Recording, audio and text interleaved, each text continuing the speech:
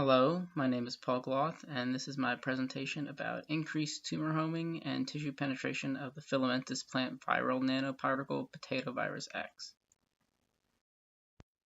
First, it is important to understand that currently the majority of nanoparticles being developed in the field are spherical in nature, even though that it has been shown that a filamentous particle would have greater targeting potential than a spherical one.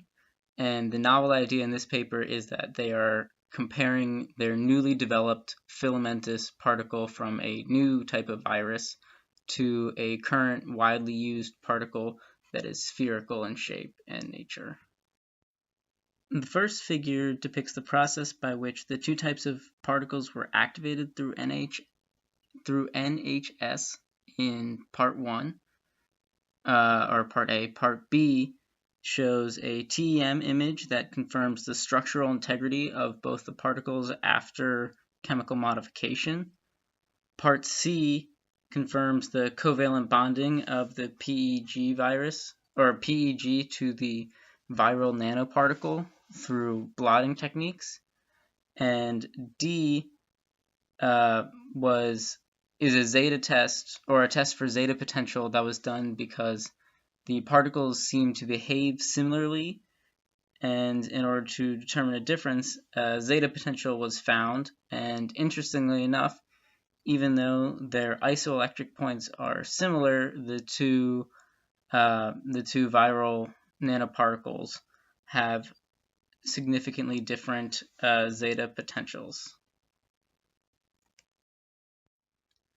Figure 2 depicts the results of tests for tumor honing and tissue penetration. Part A of the figure shows a side-by-side comparison of the two types of nanoparticles from co-injection after allowing them to penetrate into the tumor. Part B shows that while both were observed to penetrate the tumor, only the PVX was observed to penetrate the center parts of the tumor and deeper tissue layers, while the CPMV virus penetrated only the outer layers. And part C uses histology to confirm what was observed in the imaging analysis in part B.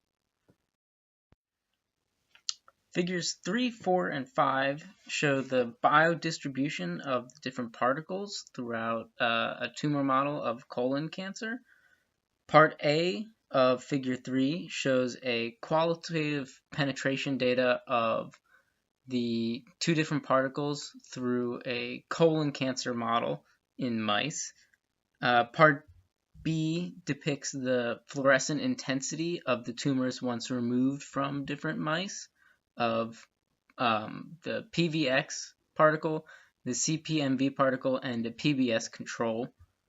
And part C shows the intratumoral localization of the nanoparticles, showing the PVX particle on the left and the CPMV particle on the right. Figure 4 in the middle depicts the fluorescent intensity of the PVX particles and the CPMV particles in the two graphs. As you can see, the PVX particles had much higher intensity than the CPMVs did throughout the tumors in the mice.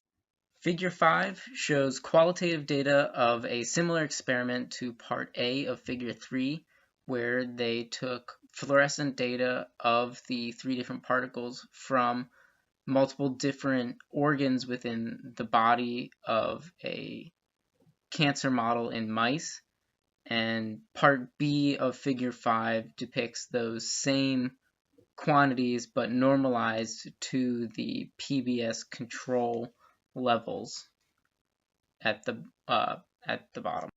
In the future, this group continues to just study this PVX viral nanoparticle further.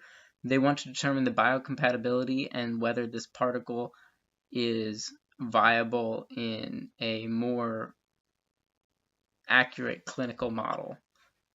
Thank you for listening.